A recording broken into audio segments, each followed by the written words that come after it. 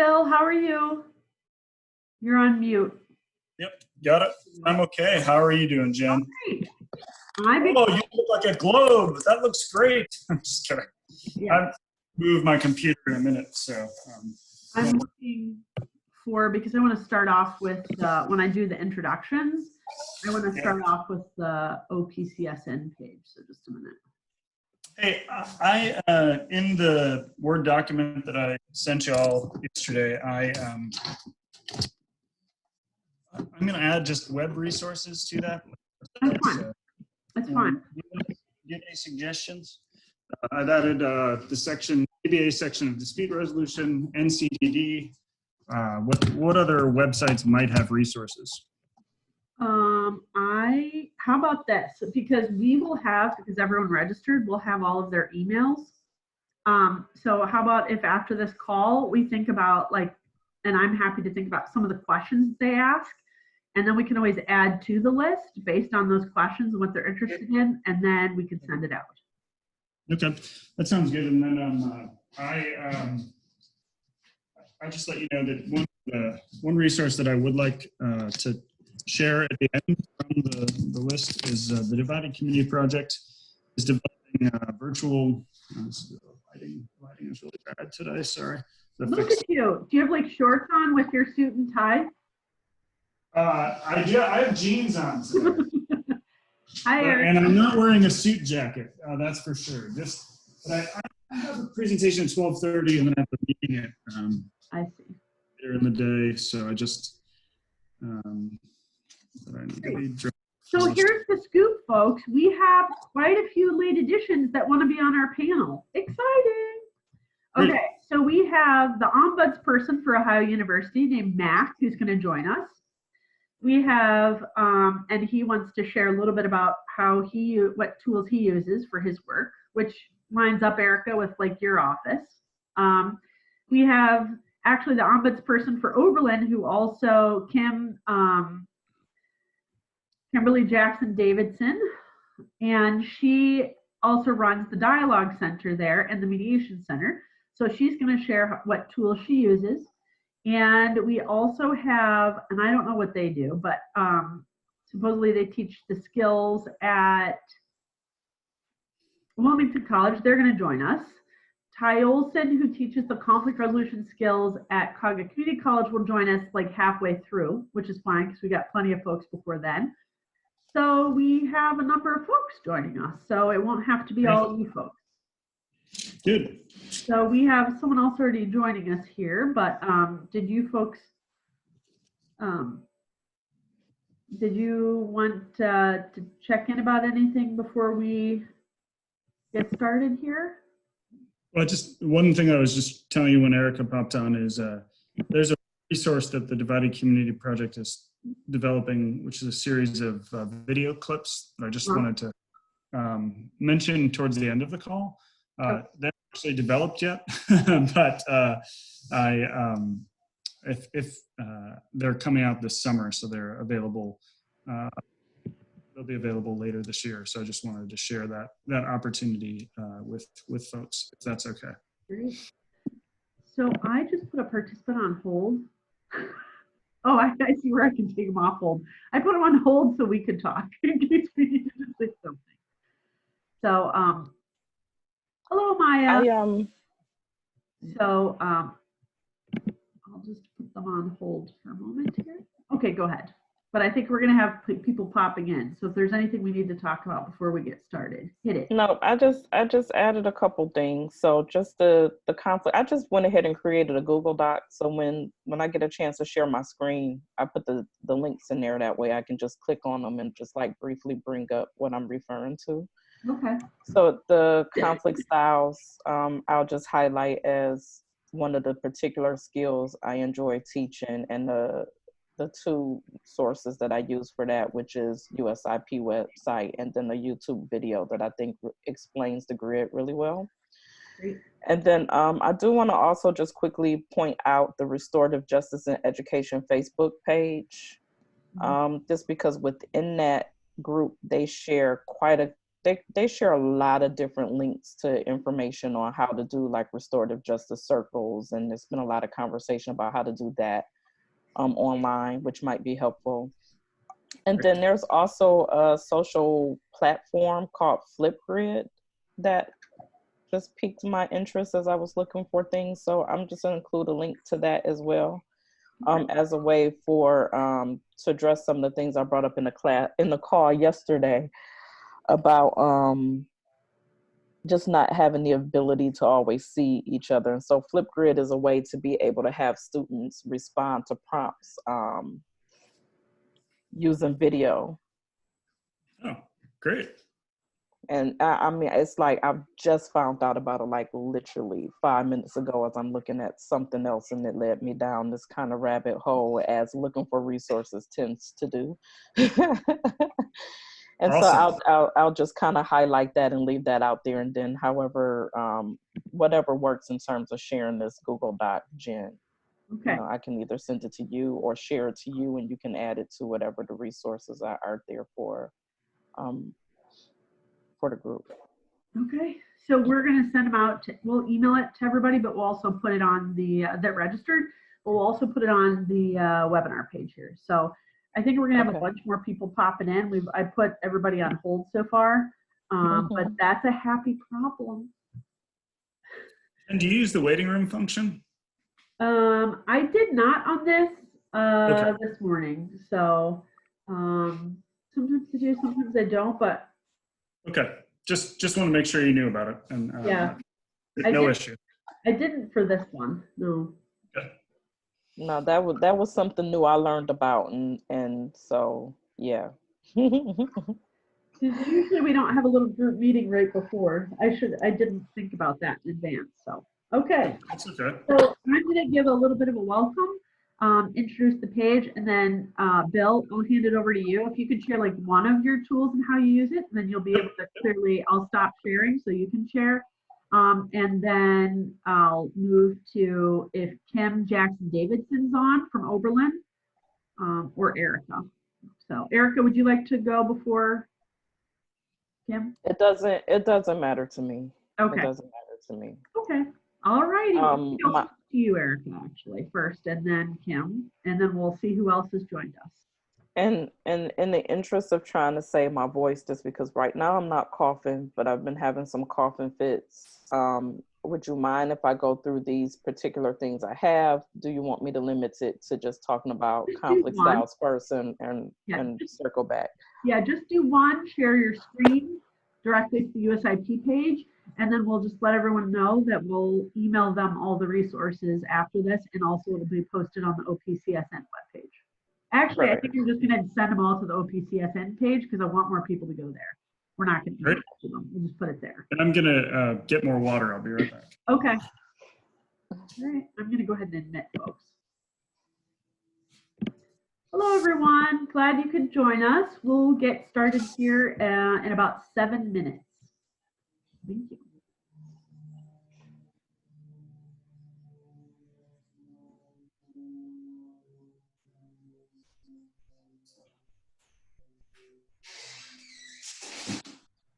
Erica, are you able to see how I've pulled up the participants? Do you see that now? Okay, good.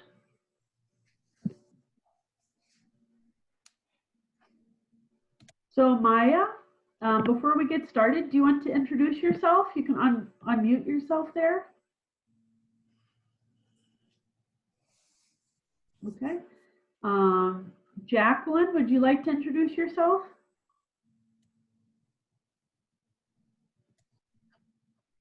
Okay, or the guest that says Chrysol. I don't know if that's Christofalo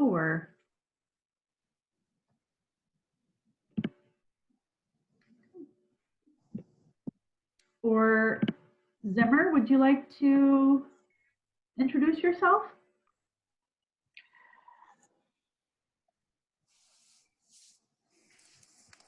Okay. Guess not.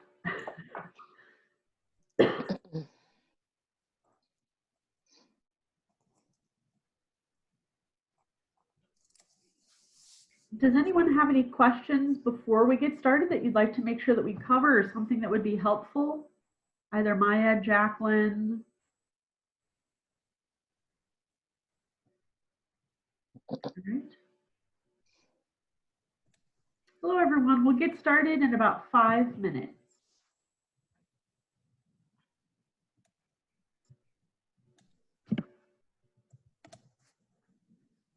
If you have any questions in advance, though, please feel free to let us know, and we can be sure to hopefully cover those. We have a good panel today.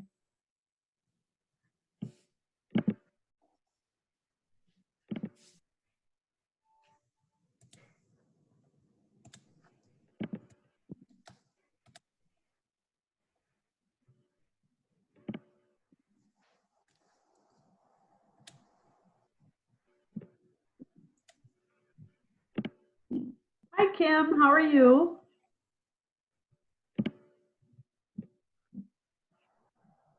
Okay. Hi. Fine. How are you? I'm okay. Oh dear. Good. Glad you can join us. We'll get started in a few minutes. But I don't know if you've ever met Bill Froelich from Ohio State University. I have not. I don't think so. Kim's from Oberlin, so she's going to be sharing a little bit about from the YB Center for Dialogue there. She's also their office person, so she'll be joining us on the panel. Oh, I'm trying to figure out how to get this from. Oh, you can't see me, can you? I'm sorry. And I forget the camera is actually on my computer. Hang on.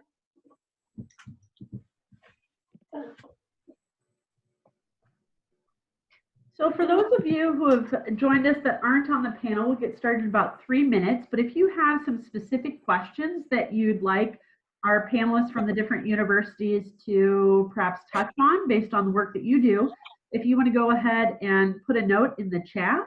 If you're new to using Zoom, if you go down to the bottom and you move your cursor around a little bit, you should be able to see the chat option on the far right. And then you can go ahead and type in there. You have an option of sending it to me. I'm Jen Batten, but it says GPPAC Foundation. And so if you want to send one just to me, you can do that, or you can send it to everyone.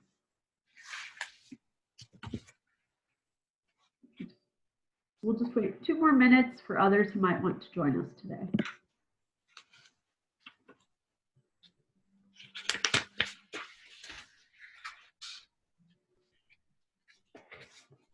Oh, good. Lonnie's on too. Hi, Lonnie. How are you from Earlham College?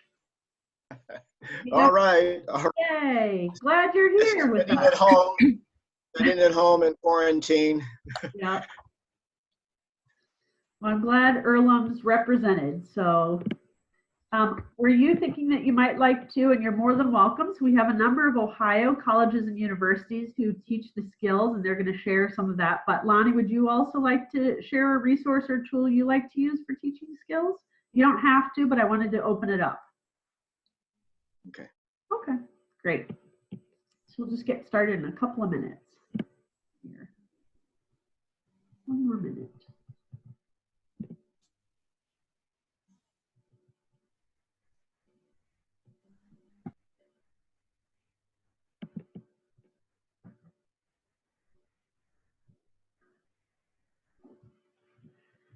Great. So welcome, everyone. We're going to the Ohio Peace and Conflict Studies Network and the Global Partnership for the Prevention of Armed Conflicts webinar today on free e-learning resources and tips for teaching skills of alternative dispute resolution and conflict resolution education in higher ed. We've got a great panel from many of the colleges and universities here in Ohio. We have over 19 colleges and universities that have peace or conflict studies programs here, and we have representation from our law schools, from our dialogue centers, from our student conduct offices, and also from the classroom, both from community colleges and our four-year colleges and universities. So we're excited to be able to join you today. The Global Partnership for the Prevention of Armed Conflict is our partner on this, and they are a network of civil society organizations all over the world, representing the 15 world regions that do work in peace building. And the Ohio Peace and Conflict Studies Network is a member of that organization representing here in North America. My name is Jen Batten, and I'm the co-chair of the Global Partnership for the Prevention of Armed Conflict, and also the network coordinator for the Ohio Peace and Conflict Studies Network. So we're really happy to have you. How this webinar is going to go is we're going to start with Bill Froelich from Ohio State University's, and I get excited about this, the #2 alternative dispute resolution program in the United States, law school. I'm excited, woohoo! So Bill will start us out with some resource, a tool that they use there at the law school. We'll move on to Erica Jefferson from Denison, who's going to share a resource that she used in the classroom. She's with their conflict resolution office. And then we're going to move to Kim Davidson Jackson, who's going to share with us about the YB Center for Dialogue, and she'll share a resource that they use for dialogue online, and then we'll move to some of our other colleagues from colleges and universities across Ohio. This webinar will be archived if you were not able to join us live, and along with our other webinars, you can actually go to the Ohio Peace and Conflict Studies Network's page, click on the webinars link on the far right side with the resources, and you'll be able to see the full list of upcoming webinars. You'll be able to click on those, and Bill and Erica have come up with a list of some additional resources that we'll also post for you. So without further ado, I'm going to turn it over to Bill. He'll tell you very briefly about his program, and then he'll share one of the tools that he likes to use in the law school. Thank you. Thanks, Jen. It's a delight to be here with all of you today. I see 26 boxes on my screen, so that's more than I was anticipating, so that's exciting. My name is Bill Froelich. I'm the Langdon Fellow in Dispute Resolution and the Deputy Director of the Divided Community Project at Moritz's College of Law.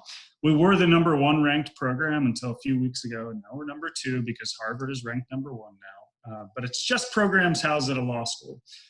So what's my role there? I train and teach students in our mediation clinic, and then I take those students to court to supervise and support them in their first mediations of live cases with real parties. So I recognize that many of you teach grad students, undergrads, and maybe not that many of you students to go to court to mediate, and that's okay, because I think that many of the skills that I teach are applicable to communications or mediation or conflict resolution classes. And so I just want to share, Jen has asked us to share one tool. And so I'm going to start with a tool on the Zoom platform that I use regularly to help students in mediation develop their mediation skills. I also have a list of resources which I'll send out, which includes some video toolkits, primarily on mediation and community conflict resolution. It also includes a set of podcasts on conflict resolution that I like and suggest to my students when they're really interested in doing this work, and a list of web resources from the ABA section of dispute resolution to others, and a few articles on how to train skills in conflict resolution, primarily how to train listening, how to train students to use video and text-based platforms so that they're effective as mediators. So I'm happy to show you one skill or one tool I use today. So let me do a screen share really quickly. I'm just going to take you to a short PowerPoint. And because we're all using Zoom these days, or many of us are, I heard that Zoom has 100 million American users daily. Many folks have downloaded the Zoom desktop client. And if you just Google Zoom desktop client, you can get a free download. Many of our institutions have access to Zoom. And right now I'm working with students in the mediation clinic at Ohio State, as well as students at the mediation clinic at Capitals Law School to use this platform. And so we could just do video-based mediations, and we could train students to mediate and communicate effectively using the video platform. But I want to show you a lesser known tool in Zoom, and that's the chat function. I'm not talking about the chat box that you have access to right now in your mediation or in this online session, but instead a chat platform. It's kind of like AOL Instant Messenger, but you as a trainer, as a faculty member at your institutions can control and observe what's happening in each of the chat functions. So I just wanted to show how I use it and then how it's valuable pedagogically. So if you've downloaded the Zoom desktop client, you'll have a home screen that looks much like what you're seeing on your screen. If you click the chat function, it will take you to a screen like the one on my screen. As you see, there's a list of mediations down the side of my page that are all have a code associated with them, as well as some chats with some students in the class. And here I've opened, right now I have something like, I don't know, 25 active text-based mediations. And so my students, this MW, this student has put an opening statement onto the platform, and the mediation has been initiated. And instead of mediating live mock disputes in a face-to-face manner or real disputes in court, now we've had to transition to a virtual platform because courts are closed. So this is our opportunity to train them in a different way and to provide them with a valuable resource.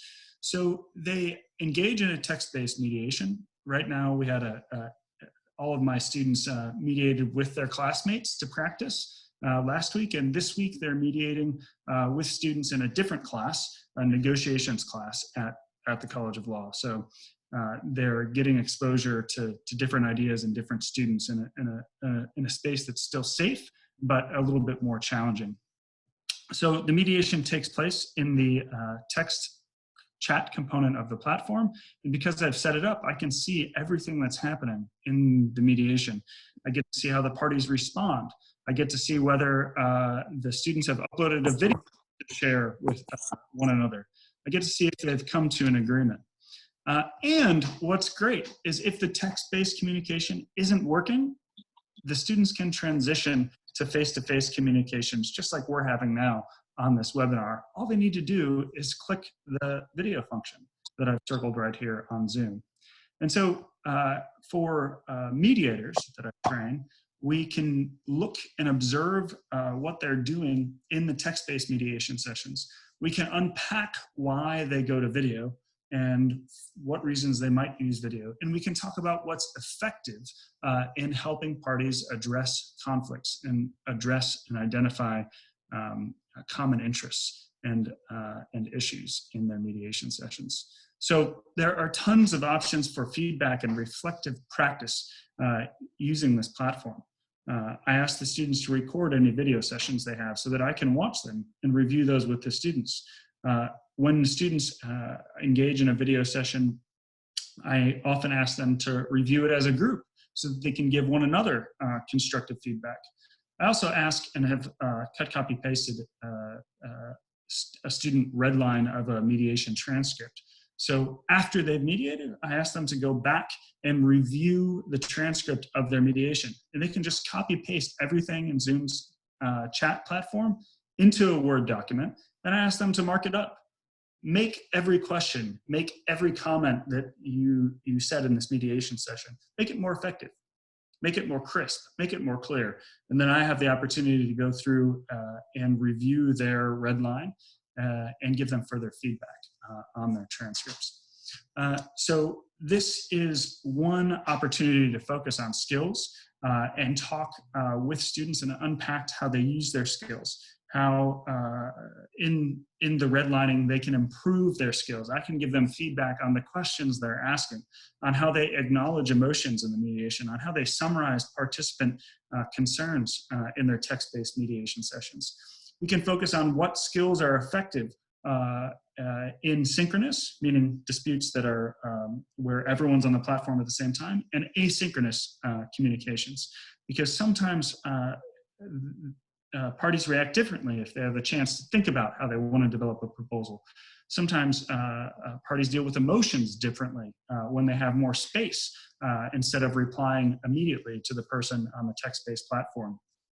I do this all the time when I get an email in my inbox that frustrates me. I'll type a draft, I'll sit on it for a night, and then I'll revise it the next morning. Well, an asynchronous communication platform allows parties in a mediation session to do the same thing. We also can compare video, in-person, and text-based conversations and develop strategies for holding difficult conversations in a variety of forms, whether it's text-based, video-based, in-person, or a hybrid of all of those. And finally, we can discuss why each of these forms might be appropriate and how best to use them when we deal with mock and actual disputes. So I am going to stop the share in my, there, I've stopped the screen share. And I hope maybe some of you have an application for that in your classroom.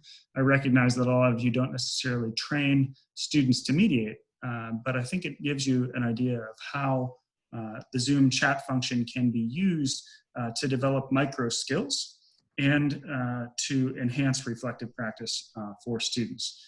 Jen, I'll turn it back to you unless you want me to pause and take questions, but I think the idea is we want to get a couple of folks to present one idea, and then we'll have a discussion down the road. Is that right? Correct. Yep. Thank you so much, Bill. So again, Bill from Ohio State University, and their law program has the #2 ADR program in the United States. Woohoo! Next, we're going to, thanks so much, Bill. So as Bill mentioned, what we're going to do is we have quite a few colleges and universities from here in Ohio that would like to share a tool or resource with you, and then we'll take questions at the end. And Bill has quite a few more great tips and resources, so hopefully we'll be able to come back to Bill and have him share a few more. At the end of the session, this session will be recorded for those of you who joined us a little bit later, and it will be on the Ohio Peace and Conflict Studies Network's webpage. And you'll be able to also access, both Bill and Erica and some others have put together a resource that you'll be able to go directly to some of the links that they've talked about too. So thanks so much, Bill. I'm going to turn it over now to Erica Jefferson, who's at Denison here in Ohio. She'll tell you a little bit about what she does and also one of the resources that she liked to use in her courses when she taught as an adjunct at Cuyahoga Community College.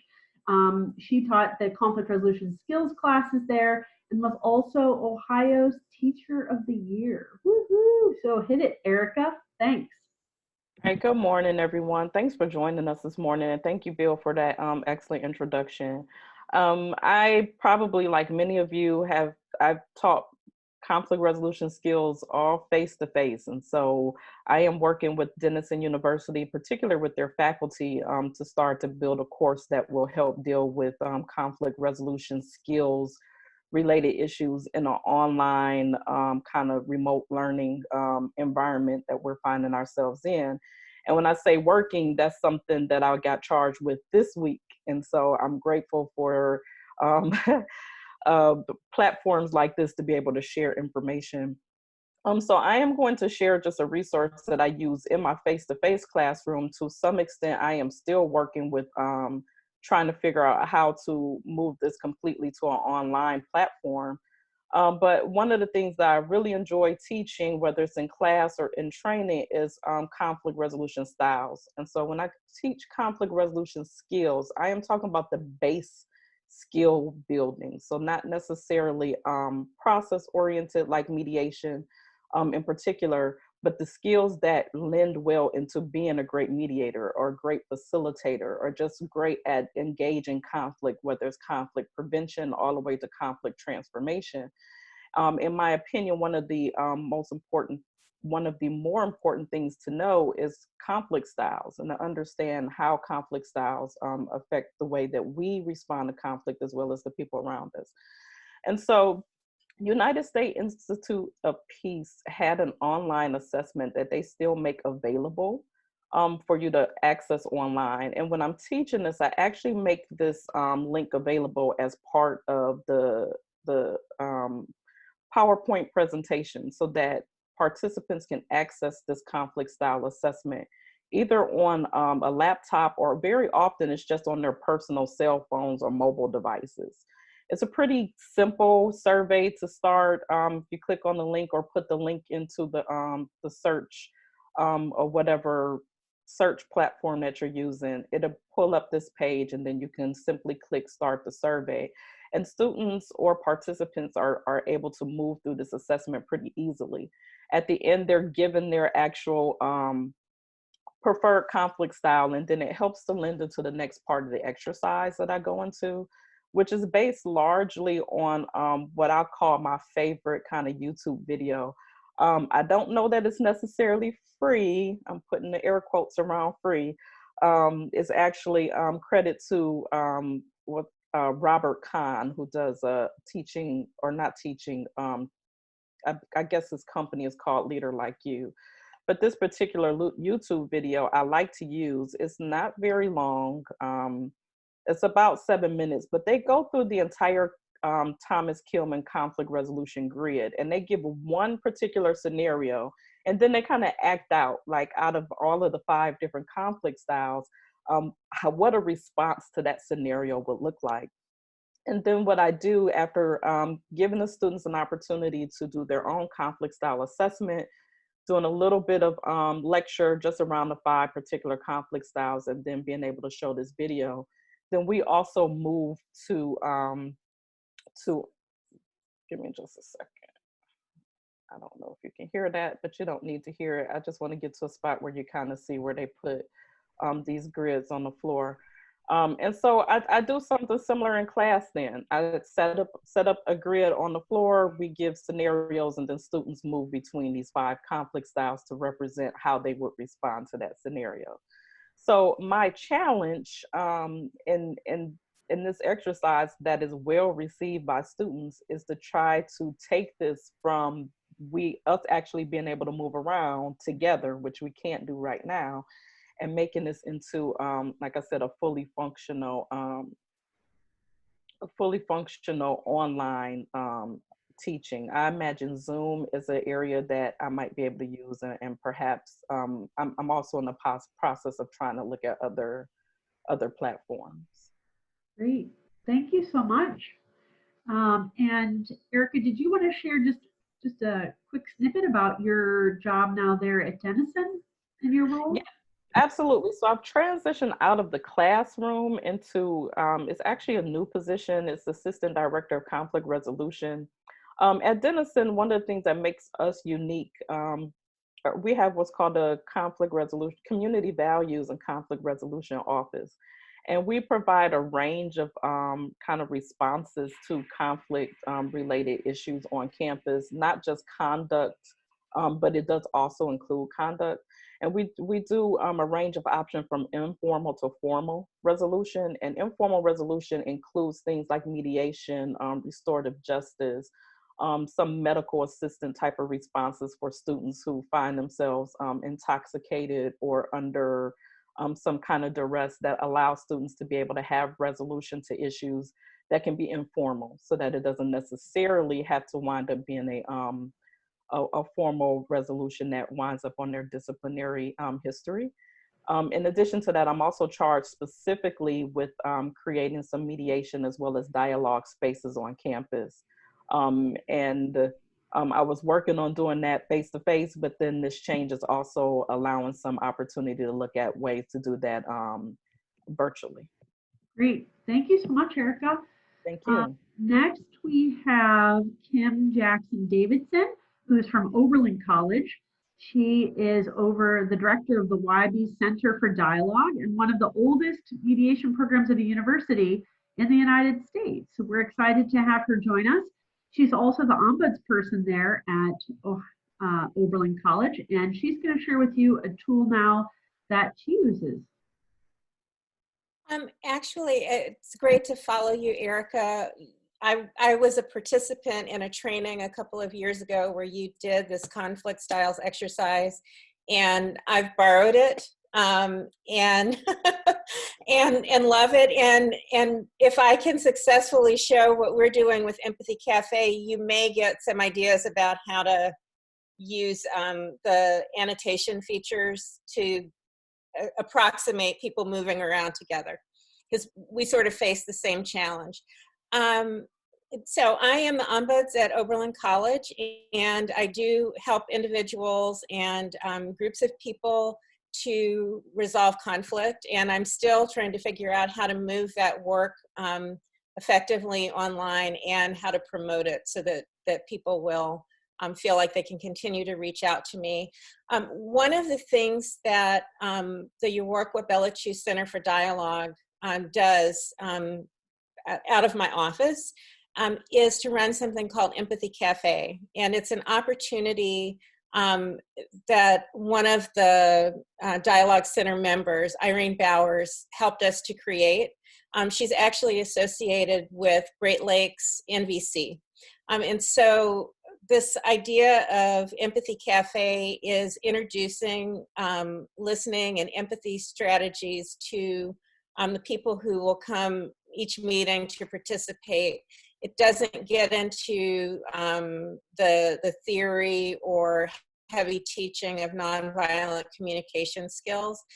It's a tool that could be used to practice that, and we really dive to the core of the situation. So on Sunday afternoons, people gather. Someone is invited to share a story. It can be a story that revolves around challenge or celebration or joy. It doesn't really matter.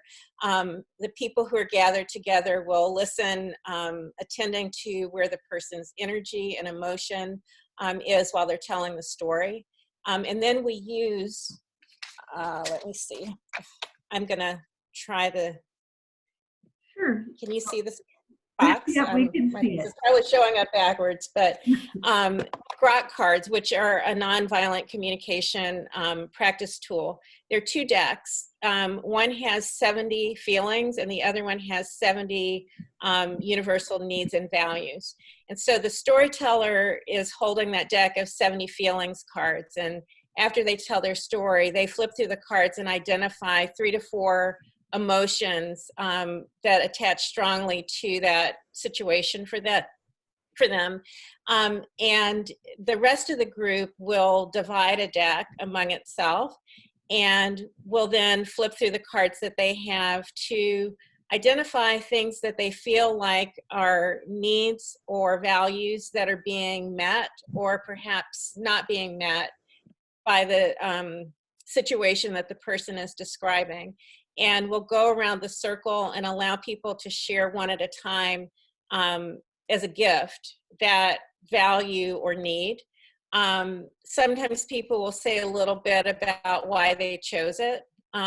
We encourage people to consider just giving the need or value and allowing the person who told the story to make the meaning out of it. And so after everyone has a chance to give those gifts to the storyteller talks about the experience of having people attend that closely to them and in a sense offer these empathy guesses and what that does for them. And then we'll spend time processing a little bit as a group about the feeling for the people who offered the empathy. And if there's time, then we move on to another person to share the story. So it depends on how large the group is, how it works. I'm actually wondering if, just to do this very briefly, if there's somebody in this group who would be willing to share in 4 or 5 sentences something that's happened this week that impacted you in a strong way. And again, it can be a joyful thing. It doesn't have to be a negative thing, because I'd like to demonstrate how we're using this to, I'm sorry, I'm also putting the feelings and needs card. I'd like for people to have a sense of how we are using the online setting to allow people to offer empathy in the same way. So is there somebody who'd be willing to share a story? Maybe Danielle from the Cleveland Media. Oh, someone's on. Go ahead. Okay, that might have been me. Okay, Danielle, would you be willing to from the Cleveland Mediation Center? I think you're on.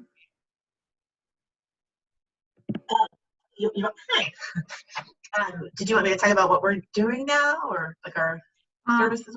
No, actually, Different, Danielle? Kim, do you want to repeat what you were requesting, please? I didn't request anything. No, Kim Jackson, sorry. Oh, Sorry. Kim. Sorry. okay, hang on a second. Actually, that's okay. If you don't mind, I'll jump in. Kim, Okay. just in the interest of time, just because we Thank do something similar, and so I think I know what you're asking for. And Okay, so great. something that's impacting me in ways that I didn't really anticipate is that I'm having some cold symptoms. And generally, in most days and ages, you take a little cold medicine and you keep on pushing. But what's interesting is the level of anxiety that comes in this day and age with having something that's even like a sniffle when you don't know if it's allergies or something more important. And so I'm grappling with kind of that is it something, is it nothing, and what to do, if anything, about it in the meantime. Thank you, Erica. I'm hoping that you can see my the list, the feelings and emotions list. Are you able to see that? Yep. Can you use the icon on your screen to turn on annotation? The pencil, I think, on the top bar. If you click that, you have an option for various ways to mark the sheet. I think if you click mouse and then let's try the stamp. Under format, you can pick a color that's individual to you. And if you would actually mark the page with the feelings that you associate with the story that you told. So I don't see that option, unfortunately, to be able to respond in a way that you're asking me to respond. Okay. There's I don't know what it will look like on your screen. There's a bar at the top that says mute. Right. Stop video. Probably 4 or 5 down is annotate. So I have chat and I have reactions, but I don't actually have annotate on mine. So it could be that, I don't know if it's a difference that I'm not in presenter. Do you have, it's on the upper, sorry, it's where it's green in the upper part. Then you have this menu that has view options, and then you click over there and then you say annotate. Thank you. sorry, it just popped up automatically for me, maybe because I'm in the screen share view. No worries. Or just because I'm not real good at technology, even though I'm supposed to use it. And so, okay, I got you. Click that, it will give you a second toolbar. And I believe you can click the mouse. And then the group wondered if you could please make it a little bit bigger, your screen, the feelings, emotions, because it's hard to read the words, they said, please. I also think that on your screens, you have the capacity under view options to enlarge it. Did that help some? Yeah. That did help. Okay. And so I am choosing, there you go. Flustered, fearful, and vulnerable. Okay. And so I'm actually, I'm going to switch to a needs and values list, and everybody maybe jot down flustered, fearful, and vulnerable. And then I'm going to, let's see. Sure. So I actually have a double list of these two things, but the print is really small. And so I've decided to go this route. I'm going to share again. This time the needs list. And everybody who heard, if you will, let me see. And remember, you have the capacity to enlarge this list on your screen view. But if people would go to the annotation icon, pick the cursor, you can do a star. I'm going to ask you to pick one thing each to offer. Place a star by it with a color that you pick in the formatting block with the annotation tool. Great. So, and as a friendly reminder, so you go up to the top of the screen, it'll say something like you're viewing Kim's screen. It'll say view options. You click on that and it should be a drop-down box. Click annotate and that'll give you the different options. About the fourth item in, you'll be able to do the stamp. Thank you. I can't see the same view that you all have. I'm sorry. Well, so we see lots of stars happening there. Some circling, that works too. Great.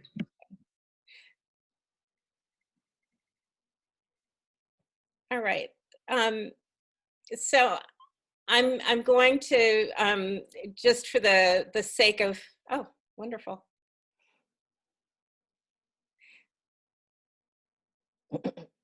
Okay, so I'm going to ask maybe 3 people, and it would be the first 3 people who speak, who put a star or a marker, would share what your guess was to offer to Erica. Erica can see everything that's going up, but in response to the story that Erica shared, 3 people who would speak up.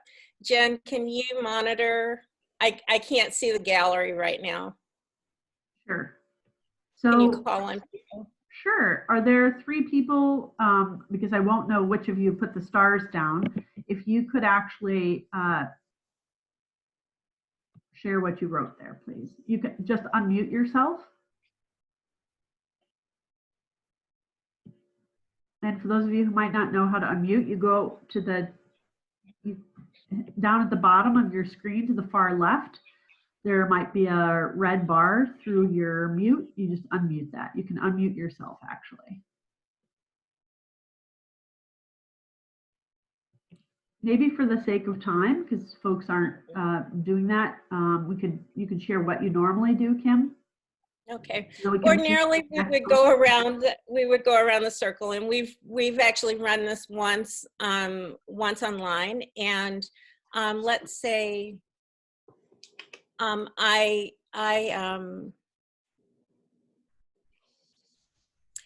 transparency and openness, Erica. I would like to offer you. I would like to offer you that, and I would also like to offer you protection from harm. And I'm wondering if you would be willing to take a moment to just share with me how you feel receiving those things, or any of the others that people circled or starred on the list. I feel hurt, and I feel part of the community, even as I'm going through. So thank you for those gifts. All righty. It's so I guess what I would say, Erica, is I think I've had this happen with a little bit more efficiency, but I'm thinking that this might also allow people to put stars or markers on your grid for conflict styles. This annotation feature, and that's essentially what we do. What we've done to translate from being in person and using cards to allow people to still have the sense of being together in a space. And one of the things that we discovered, the facilitators and I, is that we actually are giving people more latitude in the gifts that they can share because they're not having to split a deck. Everybody has access to the same needs and feelings the whole time. So anyway. Thank you so much. One of the things that we'll also make available is if you are interested in connecting with one of our presenters afterwards, we'll make sure that we provide you with that contact information.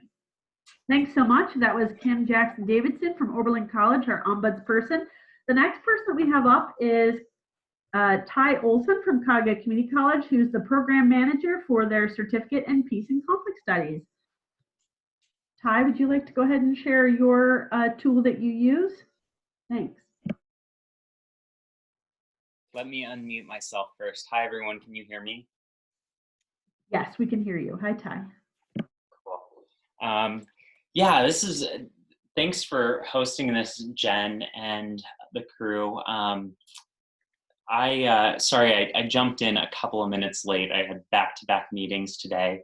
I work at Cuyahoga Community College and manage our conflict resolution and peace studies program there. And this semester, I'm teaching one of our conflict resolution skills courses, which was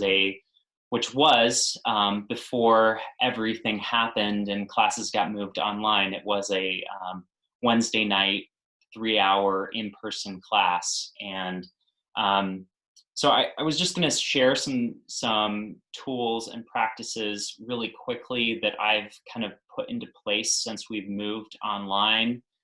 So we've been continuing to offer the class as a real-time class, just shortened and via Zoom on Wednesday nights during our regular start time. But I have recorded those classes in addition to just offering them.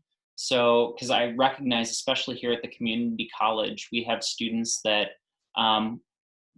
where they have childcare issues and might not be able to, have their children watched because of the situation, or they have work that is asking, where they're on call and they're being summoned to work during our normal class time, which typically, they would be able to say, no, I have class during this time. But given the extenuating circumstances right now, we've had to learn to be so much more adaptable, as I know you all can probably relate to.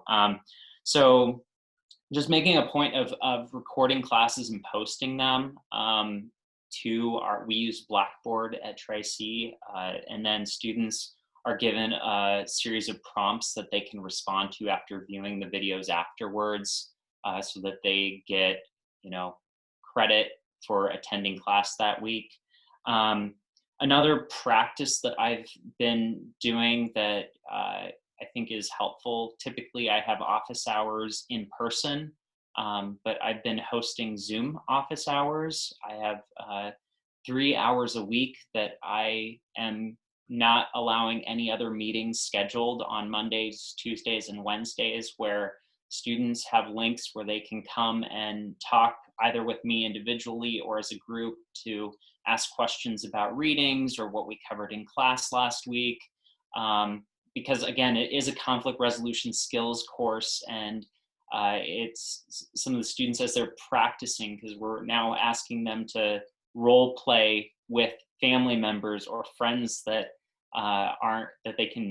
that they're still in touch with, giving them more opportunities to come back and talk to me and ask questions and debrief and work through some of the problems that they're trying to navigate. And so additionally, one of the things that I have been doing starting last week is for in a conflict resolution skills class, and Erica kind of mentioned this earlier, we are practicing these skills. We've been talking about like perspective checking or perception checking and perspective taking the last couple of weeks, and starting to get into negotiation. And so instead of role playing those in class, which we would typically do, I am redesigning our role plays so that students can do them with a family member or a friend via Zoom or a phone call.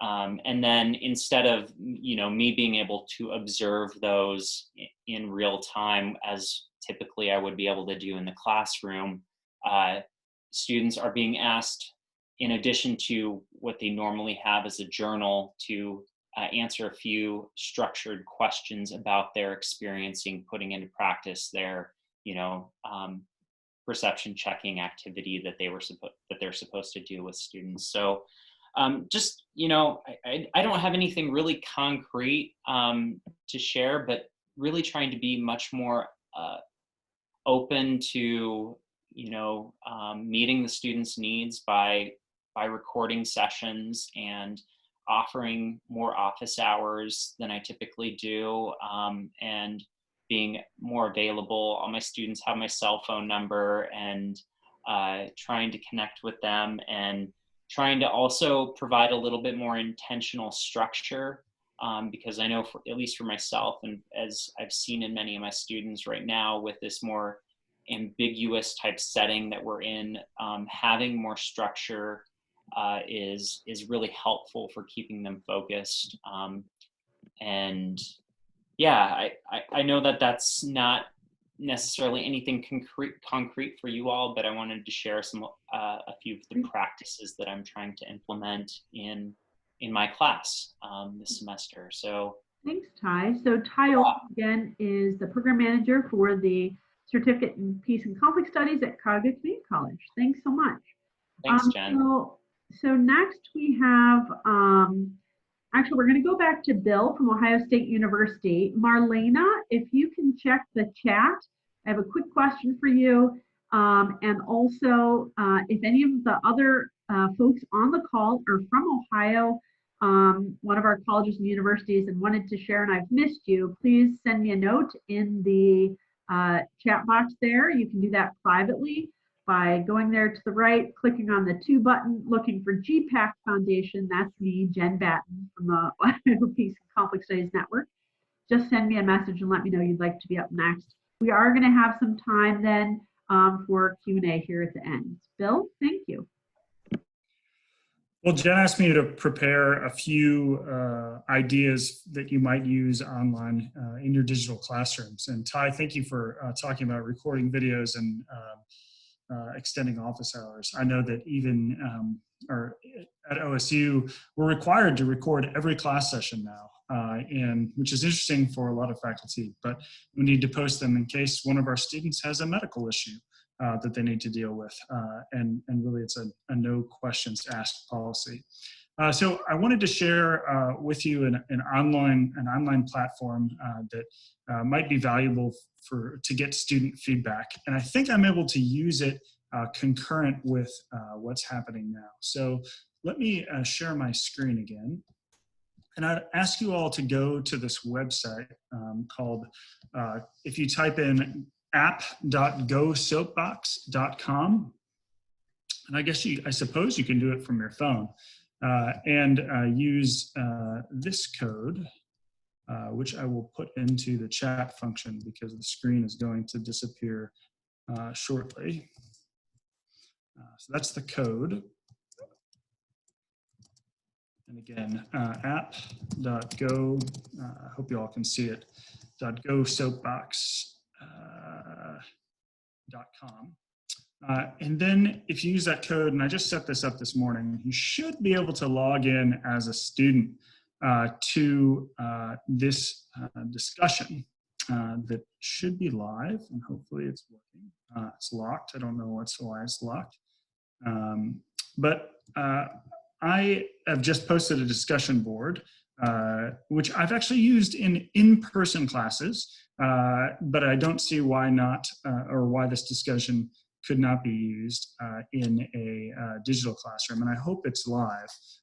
But how do I use this discussion? Well, I found that we often do watch videos of either a restorative justice, a circle exercise to give students an introduction to restorative justice practices, or we watch several mediation videos throughout the semester.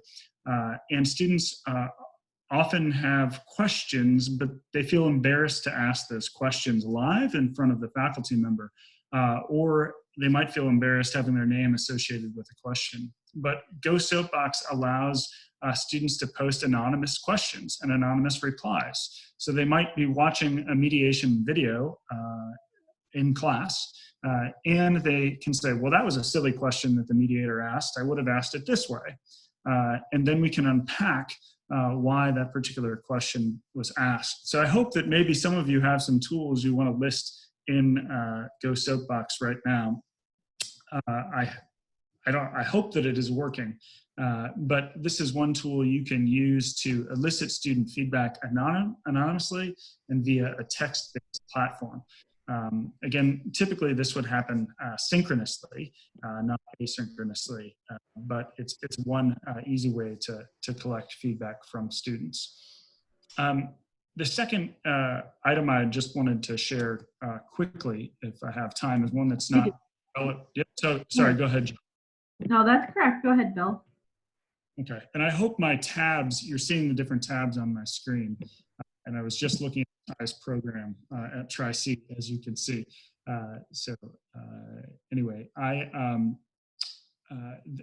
Jen will have a set of links for you of videos that explain, of mediation videos primarily, that I use in training students. And we use them as skills-based exercises. We often do stop-start videos where we simply watch a few minutes or an opening statement and ask the students what worked well and what they would do differently, or other questions. But I also wanted to share with you just briefly a toolkit that the second project I work with called the Divided Community Project, which supports communities and campuses that want to address divisive issues and tension on campus and in their communities. We're developing a virtual toolkit so that folks in the classroom can use this toolkit to respond or to implement some of our ideas with their students or on their campuses more broadly. So how are we really doing this work? Well, right now we're working with Kenyon College, that I don't think they're a part of this organization. But Kenyon College, working with my project, has developed a program called Kenyon Campus Concerns, where they meet with on a regular basis with a diverse array of stakeholders on campus to identify divisions on campus and tensions on campus and try to do something about those divisions and tensions that they're hearing. So they're listening for concerns, just like a mediator or an ombuds person would, and then they're trying to develop processes to address those concerns. But this is a snippet from a virtual toolkit.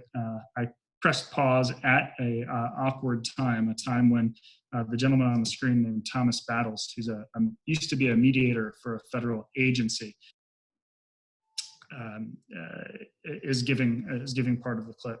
I'm not going to show the clip because I don't think we have time, but I just wanted to let you know that if folks are interested in resources for teaching students how to address community division, about how mediators or conflict resolution experts might be engaged in civil rights and complex community disputes, that toolkit will be coming live this summer.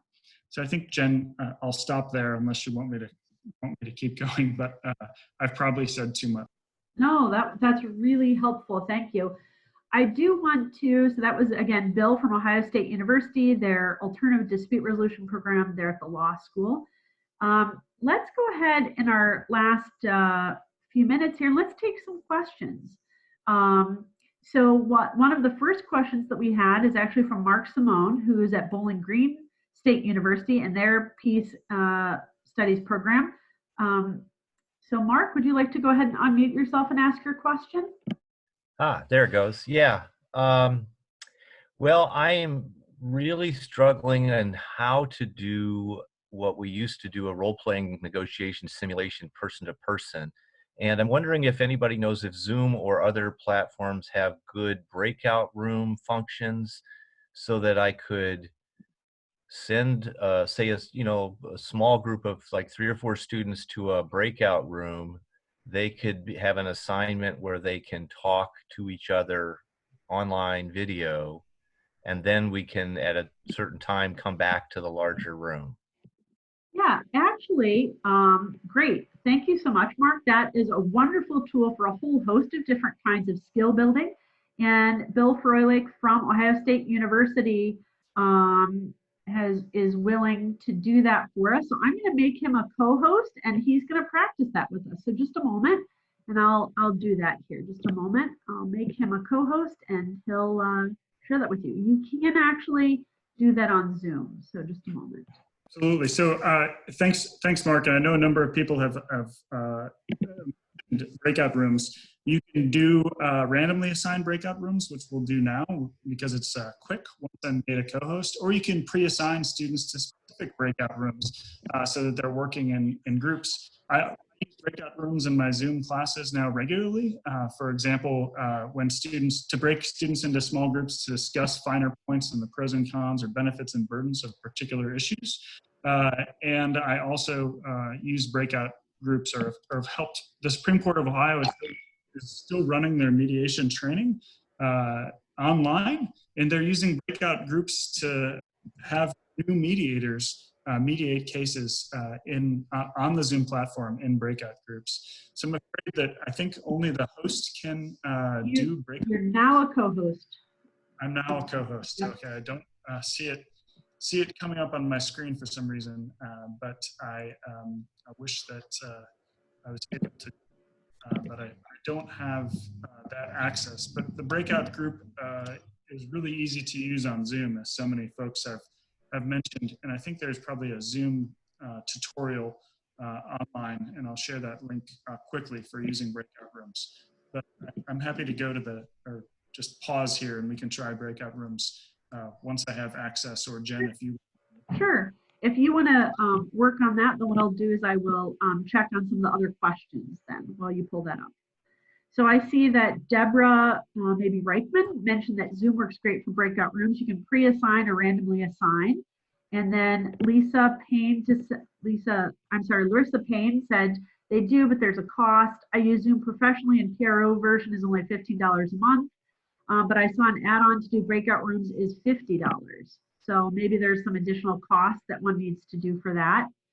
Yeah, that's my problem. I don't have the pro version. Yeah.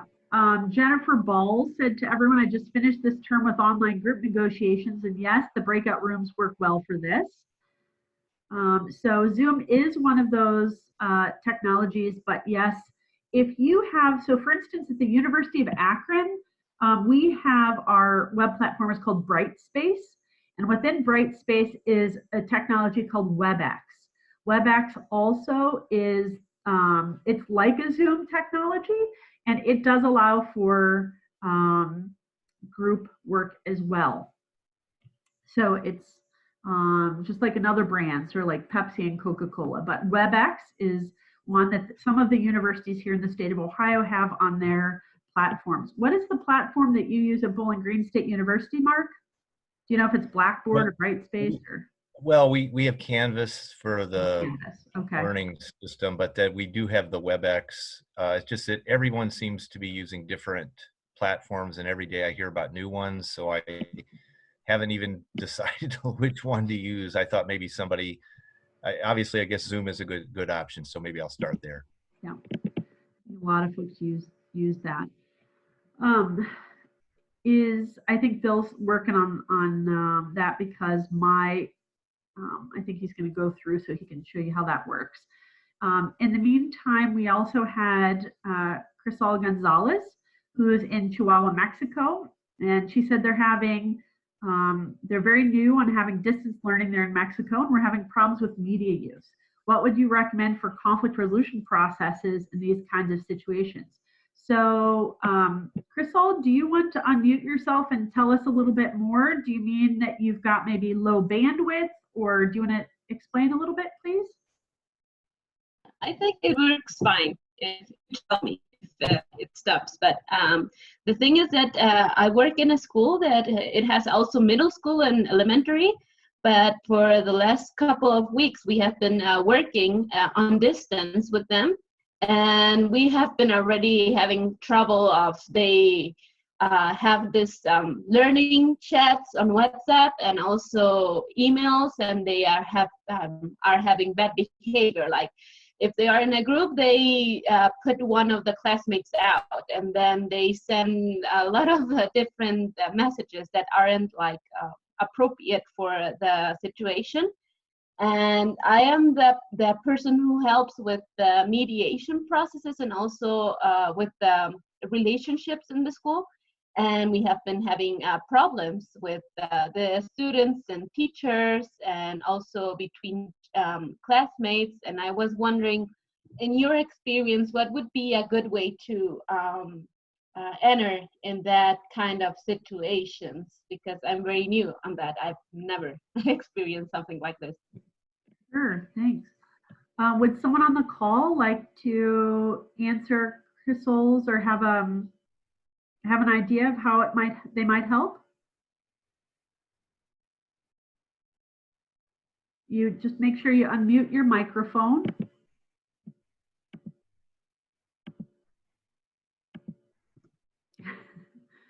All right, Crystal, what I'll do is I'm going to put my email here.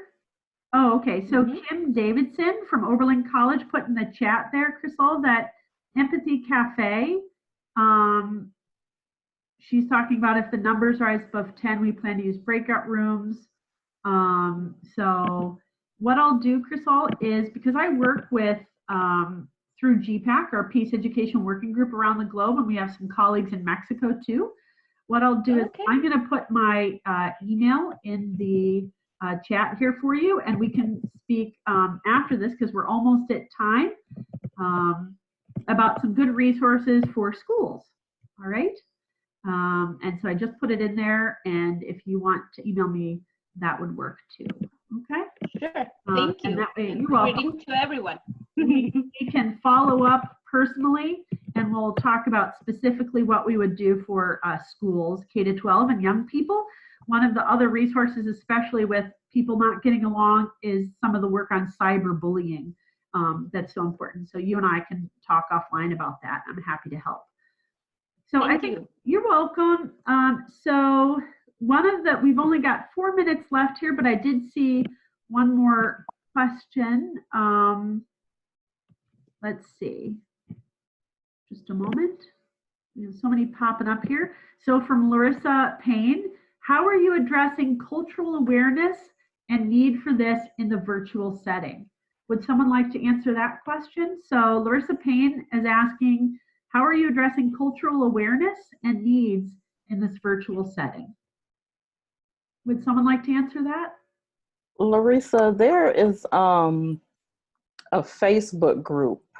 It's an open group called Restorative Justice in Education. Let me make sure I'm saying the correct name.